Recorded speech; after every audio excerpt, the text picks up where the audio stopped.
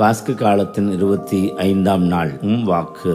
இன்றைய நற்செய்தியின் அடிப்படையில் நாம் பார்க்கிறபோது, யோவான் இயேசு சீடர்களது பாதங்களை கழுவிய பின் தொடர்ந்து ஆற்றுகிற உரையில, பணியாளர் தலைவரை விட பெரியவர் அல்ல, தூது அனுப்பப்பட்டவரும் அவரை அனுப்பியவரை விட பெரியவர் அல்ல என உறுதியாக உங்களுக்கு சொல்லுகிறேன் சொல்லி, இவற்றை நீங்கள் அறிந்து அதன்படி நடப்பீர்கள் என்றால் நீங்கள் பேறு பெற்றவர்கள் என்று சொல்லுகிற வார்த்தைகளில இன்று நம்முடைய வாழ்வில் எவ்வளவுதான் இந்த உலகம் சொல்லுகிற நிலையில நாம் பெரியவர்களாக இருந்தாலும், இயேசு அந்த தகுதி அற்ற நிலையிலிருந்த சீடர்களது காலடிகளை அவர் கழுவி தொண்டு புரிவதே சீடர்களது பணி வாழ்வின் சாட்சியம் என்பதை வெளிப்படுத்தினது நமக்கு ஒரு பாடமாக இருக்கிறது.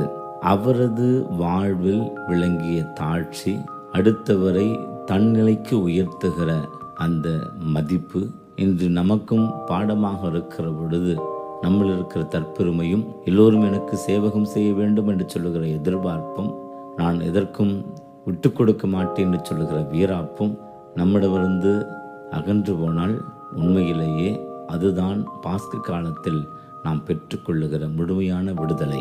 மறைந்த நம்முடைய புனித 2ஆம் ஜான் பால் இந்த மே மாதத்தில் வணக்க மாதம் கொண்டாடி கொண்டிருக்கிற மரி அன்னையின் பல்வேறு விதமான பக்தி முயற்சிகளில நமக்கு இப்படி சொல்லுகிறார்.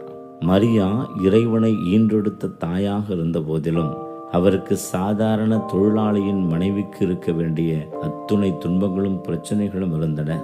வீடு பெருக்குவது, துணி துவைப்பது, சமையல் செய்து பாத்திரம் கழுவது ஆகிய அனைத்து வீட்டு வேலைகளையும் செய்து காய்ப்பேறிய கைகள் அன்னையின் கைகள்.